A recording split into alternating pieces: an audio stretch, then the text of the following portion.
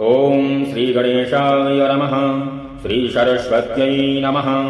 श्री वेदपुरुषाय नमः। श्री गुरुचरणकमलेभ्यो नमः। श्री सवित्रेश्वरनारायणाय नमः। श्रीमद्योगेश्वर्याज्ञवल्क्याय नमः। गणनाथ सरस्वतीं रविशुक्रबृहस्पतीं पञ्चैतां संस्मरेन्नित्यं वेदवाणीं प्रवर्तयेत्। गुरुर्ब्रह्मा गुरुर्विष्णु गुरुर्देवो महेश्वरः। गुरुः साक्षात् परब्रह्म तस्मै श्री गुरवे नमः। श्री गुरुचरणकमलेभ्यो नमः। अथ श्री गणेशतर्वशीर्षपाठम्। श्री गुरुभ्यो नमः। हरिः ओम्। भद्रं कर्णेः विशृणुयाम देवाः। भद्रं पश्येर्माक्षभिर्यजत्राः। स्थिरैरङ्गैस्तुष्टुवागुंसस्तुनोभिः व्यशेम देवहितं यदायुः। स्वस्ति न इन्द्रो वृद्धस्रवाः। स्वस्ति न पूषा विश्ववेदाः। स्वस्ति नस्तारक्षो अरिष्टनेमिः। स्वस्ति नो बृहस्पतिर्दधातु। ॐ शान्तिः शान्तिः शान्तिः। ॐ नमस्ते गणपतये त्वमेव प्रत्यक्षं तत्त्वमसि। त्वमेव केवलं कर्ता आसि। त्वमेव केवलं धर्ता आसि। त्वमेव केवलं हर्ता आसि। त्वमेव सर्वं खल्विदं ब्रह्मासि। त्वं साक्षादात्मासि नित्यं।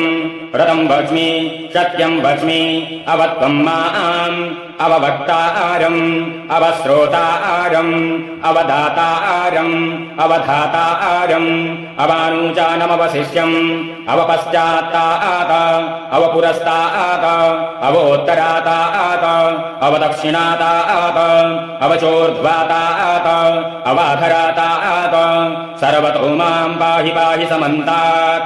त्वं वाङ्मयस्त्वं चिन्मयः त्वमानन्दमयस्त्वं ब्रह्ममयः। त्वं सच्चिदानन्दाद्वितीयोऽसि तं प्रत्यक्षं ब्रह्मासि। त्वं ज्ञानमयो विज्ञानमयोऽसि।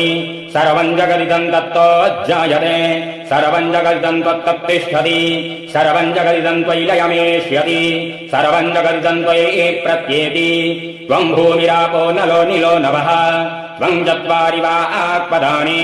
त्वं गुणत्रयातीतः। त्वं देहत्रयातीतः। त्वं कालत्रयातीतः। त्वं मूलाधारस्थितोऽसि नित्यम्। त्वं शक्तित्रयात्मकः।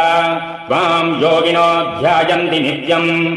त्वं ब्रह्मा त्वं विष्णुस्त्वं रुद्रस्त्वमिन्द्रस्त्वमग्निस्त्वं वायुस्त्वं सूर्यस्त्वं चन्द्रमास्त्वं ब्रह्मभूर्भुवस्सुवरोम्।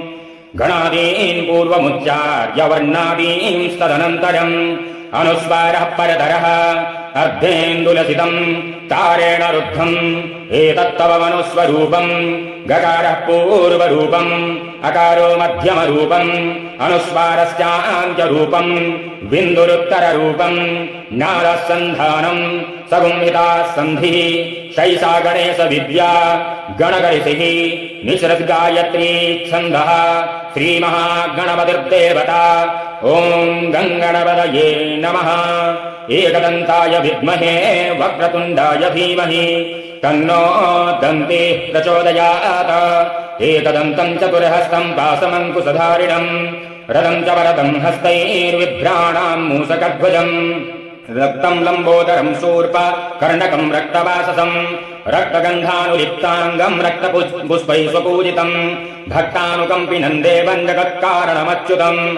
आविर्भूतं च सृष्ट्यादौ प्रगते पुरुषात् परम्। एवं ध्यायति यो नित्यं स योगी योगिनां वरः। ॐ नमो भ्रातपतये नमो गणपतये नमः प्रमदपतये नमस्ते अस्तु लम्बोदरायैकदन्ताय विघ्नविनाशिने शिवसुताय श्रीवरदमूर्तये नमः। ॐ ह्रीं गङ्गणपतये नमः।